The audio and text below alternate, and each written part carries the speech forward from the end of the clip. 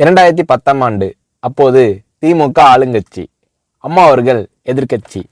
ஒரு பெரிய மிரட்டல் விடுத்து அம்மா அவர்களுக்கு எதிராக மதுரை மாவட்டத்தில் பல இடங்களில் போஸ்டர் ஒட்டியிருந்தார்கள். அந்த போஸ்டரில் அம்மா அவர்கள் மதுரைக்கு வந்தால் திரும்பி செல்ல மாட்டார், மதுரைக்கு அம்மா அவர்கள் வரக்கூடாது என்று மதுரை மாவட்டத்தில் பல இடங்களில் அந்த போஸ்டரை ஒட்டி பெரிய மிரட்டல் எல்லாம் கொடுத்தார்கள்.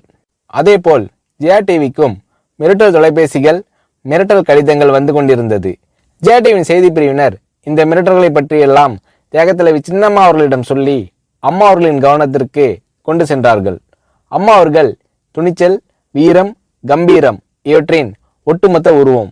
அதனால் புரட்சி தலைவி அம்மா அவர்கள், நான் மதுரைக்கு போய் தீருவேன், பொதுக்கூட்டத்தில் பேசியே தீருவேன், எது நடந்தாலும் எதிர்கொள்கிறேன் என்று சொல்கிறார்கள்.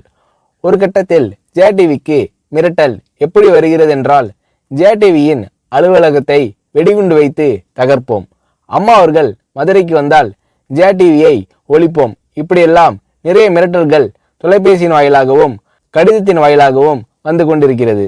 இந்த மிரட்டல்களை எல்லாம் கடந்து அம்மா அவர்கள் மதுரைக்கு சென்று பிரம்மாண்டமான பொதுக்கூட்டத்தில் லட்சக்கணக்கான மக்கள் மத்தியில் எழுச்சி உரையாற்றும் போது, ஒரு எதிர்க்கட்சியின் தலைவி என்ற முறையில் என்னை நீங்கள் மிரட்டுங்கள், ஒரு எதிர்க்கட்சியினை நான் நடத்துகிறேன் என்பதற்காக கழகத்தை மிரட்டுங்கள், ஜெயா டிவியை எதற்காக மிரட்டுகிறீர்கள், ஜெயா டிவியின் அலுவலகத்தை நீங்கள் தகர்ப்பீர்களா, ஜெயா டிவியை நீங்கள் ஒழித்து கட்டிவிடுவீர்களா, பார்க்கலாமா, ஜெயா டிவியை ஒழித்து கட்டிவிட்டால் என்னுடைய அரசியல் குரலை ஒழித்து விடலாம் என்று கனவு காணுகிறீர்களா?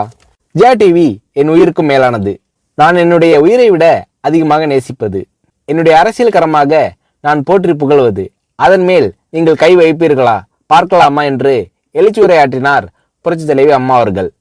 இப்படியெல்லாம் அம்மா அவர்களின் அன்புக்கும் மரியாதைக்கும் பாத்திரமாக ஜெயா டிவி இருந்தது.